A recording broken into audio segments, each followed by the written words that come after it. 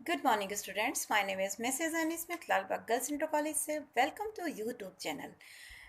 Class 9 subject home science YouTube channel में आप सभी का स्वागत है बच्चों। मैं आपके सामने लेकर के आई हूँ सेकेंड चैप्टर। और मैं इससे पहले आप लोग को बता रही थी कि एक कुशल गृहिणी के क्या क्या गुण होने चाहिए। तो आज हम उनके बताएंगे कि उनके गुण और कर्तव्य क्या हैं। इसके कई सारे पॉइंट्स हैं जिसमें से कुछ पॉइंट्स मैं आज आप सामने शॉर्ट आउट करूंगी, तो इसको ध्यान से सुनेंगे। कुशल गृहिणी अपने दैनिक घरेलू कार्यों की पूर्ति करती है, परंतु दबाव तथा तनाव से मुक्त रहती है। सबसे पहला पॉइंट है हमारा गृहिणी का स्वस्थ होना। शारीरिक रूप से अच्छा स्वास्थ्य गृह व्यवस्था की प्रथम शर्त है, क्योंकि गृह व्यवस्था में परिश्रम की आवश्यकता अधिक होती है। परिश्रम की क्षमता न होने पर गृहस्थ व्यवस्था सफल नहीं हो सकती। जब हम स्वस्थ नहीं होंगे तो हम कार्य भी नहीं कर सकते हैं, तो हमारी जो गृह की व्यवस्था है वो सफल नहीं होगी। दूसरा है, गृहिणी को कैसा होना चाहिए? मधुरभाषी होना चाहिए, मीठा बोलना चाहिए। जैसे कभी कभी बहुत सारी चीज़ें हमें नहीं समझ में आती हैं तो हम क्या करते हैं, गुस्सा कर जाते हैं, लेकिन नहीं, हमको बहुत सहनशीलता से बात करनी चाहिए। गृहिणी को हंसमुख होना चाहिए। कभी कभी कुछ चीज़ें जो होती हैं हमको अच्छी नहीं लगती हैं, और गृहिणी को जो मुस्कुराते चेहरे पर परिवार के सभी सदस्य सुख का अनुभव करते हैं। इसलिए गृहिणी को कैसा होना चाहिए? हंसमुख होना चाहिए।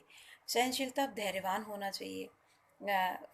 गृहिणी परिवार में केवल गृहिणी ही नहीं बल्कि एक माँ होती है, एक पत्नी होती है, गृह स्वामिनी होती है।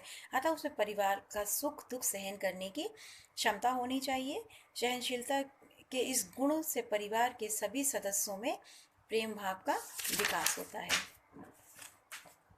मित व्यय होनी चाहिए, कम पैसे में पूरा घर भी चला सके और पैसा भी बचा सके। ये भी नहीं कहा जाए कि कंजूसी कर रही हैं।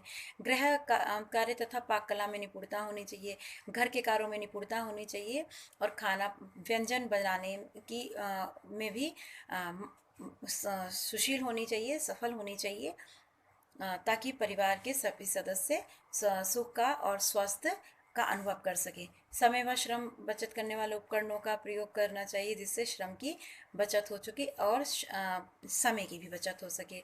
कार्यों का वितरण जो होता है, परिवार के सदस्यों की आयु, उनके पद तथा अवस्था के अनुसार उनके कार्यों का वितरण कर देना चाहिए। योजना बनाकर कार्य करना चाहिए। योजना बना के कार्य करने से हमारे काम जो हैं वो सुचारू रूप से होते हैं, लेकिन कभी कभी हम योजना भी बनाते हैं तो वो हमारे कार्य नहीं हो पाते हैं। हमने सोचा आज हम घर की सफाई करेंगे, या हम आज मार्केट से सामान लेके आना है, और मान लीजिए कोई गेस्ट आ गया, तो जो हमने योजना बनाई थी वो हमारी योजना पूरी नहीं हो सकती है। मनोवैज्ञानिक आवश्यकताओं की पूर्ति। परिवार के सभी सदस्यों की सुख समृद्धि के लिए सभी सदस्यों की मूलभूत आवश्यकताओं की पूर्ति आवश्यक होती है।